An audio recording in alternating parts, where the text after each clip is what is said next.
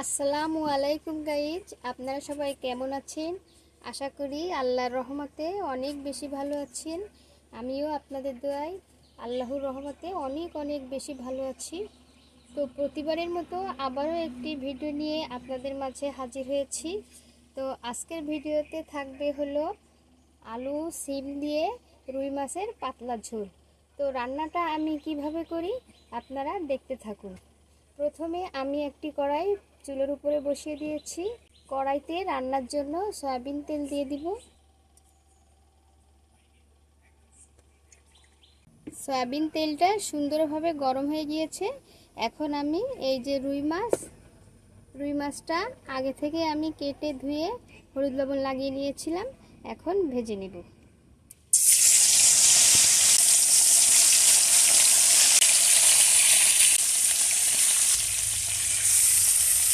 এখন মাছগুলো উল্টিয়ে দেব। মাছের এই পাশ লাল করে ভাজা হয়ে গিয়েছে।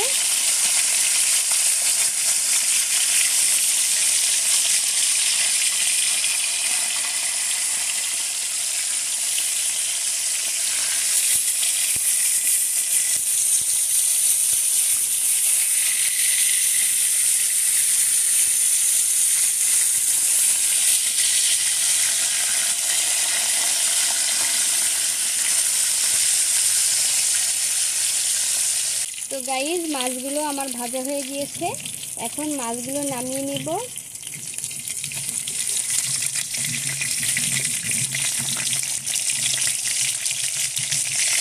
গাইজ, এই তেলের সঙ্গে আমি আরেকটু সয়াবিন তেল দিয়ে দিব। এবার এক এক করে সমস্ত মশলা দিয়ে দেব।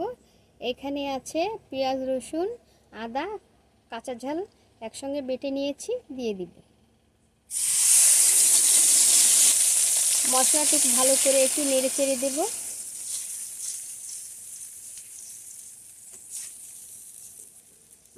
এখন দিয়ে দিব স্বাদমতো লবণ, পরিমাণ মতো হলুদের গুঁড়া, পরিমাণ মতো জিরার গুঁড়া দিয়ে দিব। এখন সবগুলো উপকরণ একসঙ্গে মিশিয়ে নিব।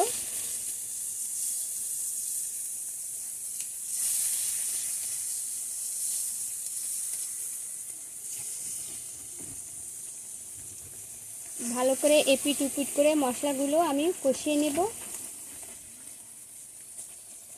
তরকারিতে রং আসার জন্য সামান্য পরিমাণে শুকনো মরিচের গুঁড়া দিয়ে দিব। মশলাটা ভালো করে নেড়ে চেড়ে কষিয়ে নেব।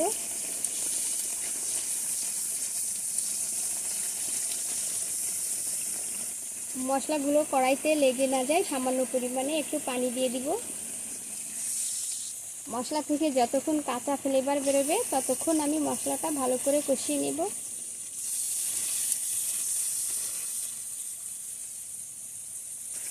তো গাইস, মশলাগুলো আমার ভালো করে কষানো হয়ে গিয়েছে। এই যে দেখুন, মশলা থেকে তেল ছেড়ে দিয়েছে। এখন আমি ঝোলের জন্য পানি দিয়ে দিব। ঝোলটা আমি একটু বেশি দেব, এই কারণে আমি একটু ঝোল রাখবো। তো গাইস, এখন ঝোলটা ফুটে ওঠা পর্যন্ত ঢাকনা দিয়ে ঢেকে দিব। গাইস, ঝোলটা ফুটে উঠেছে, এখন ঢাকনাটা নামিয়ে নিব। এই গরম ঝোলেই আমি আলু সিম দিয়ে দিব। আলু সিমগুলো আমি আগে থেকে কেটে ভালো করে ধুয়ে পানি ঝরিয়ে রেখেছিলাম, দিয়ে দিব।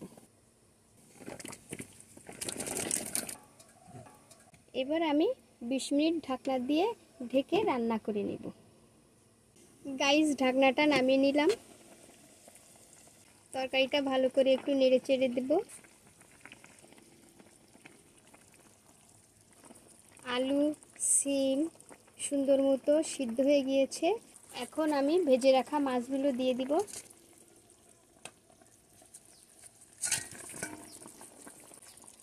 মাছগুলো দিয়ে তরকারির সঙ্গে আলতো করে নেড়ে চেড়ে দেব।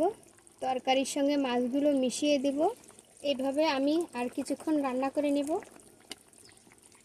তো গাইস, হয়ে গিয়েছে আমার আলু সিম দিয়ে রুই মাছের তরকারি। এই যে দেখুন কত সুন্দর হয়েছে, কত সুন্দর লোভনীয় হয়েছে। আমার এই ভিডিওটি যদি আপনাদের ভালো লেগে থাকে তাহলে লাইক, শেয়ার, কমেন্ট এবং সাবস্ক্রাইব করে পাশে থাকবেন। ফিরে আসব নতুন কোনো ভিডিও নিয়ে। সেই পর্যন্ত আপনারা ভালো থাকুন, সুস্থ থাকুন। আল্লাহ হাফেজ।